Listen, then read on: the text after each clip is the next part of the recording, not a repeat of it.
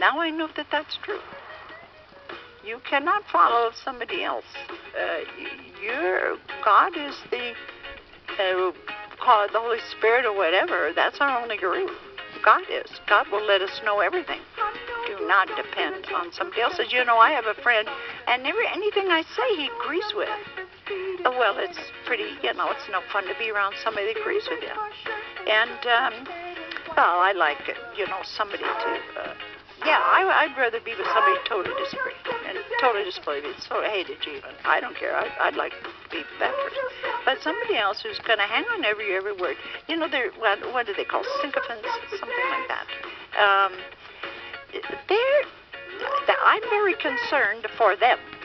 I'm very concerned for them. That what they're doing is living off my experiences. And this is called vicarious living. Are you with me? Living vicarious. You think you understand it. You think you got it.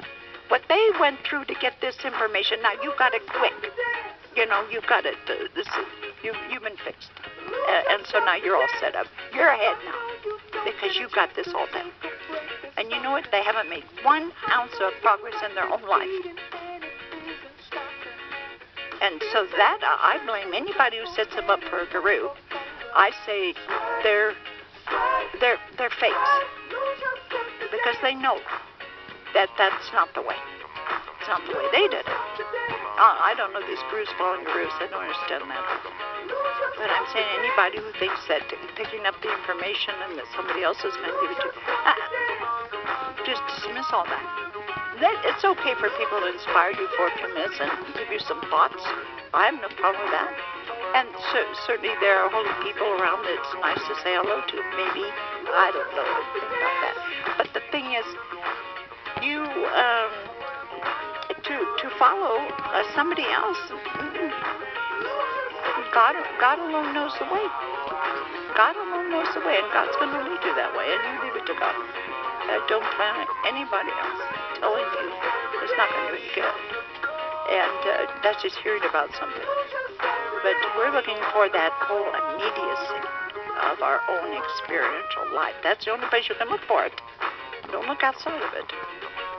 So that's the whole problem with the mystics, reading all these books on the mystics and everything else. I think it's a bummer for people because they expect to have their experiences.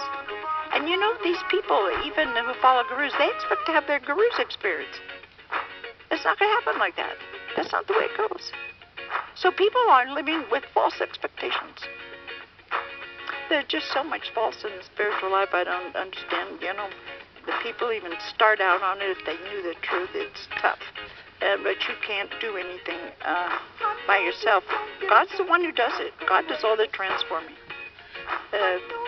We do what we can to live our lives with God, and the rest of it's really up to God. So let me see if I have anything missed here on this paper. About the image. I wanted to bring up this image business. I think I already did. You got to stop me if I've already talked about this. The fathers believed that we were all created in the image of Christ and that we had to become that image. As Maximus the Confessor tells us that if the day we have become that image, that the mirror is broken. You no longer can see that image of yourself at all. And when you can't see an image of yourself at all, there's nobody there. So this is what they mean. Now, I wish I had this book. I got to look through here. Later on, I'll bring you some beautiful quotes here. Maximus has some beautiful quotes on this.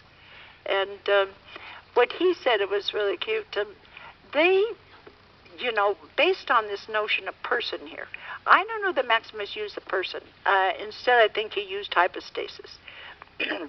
And since the belief was that Jesus was not a human person, he says it in the end for all of us.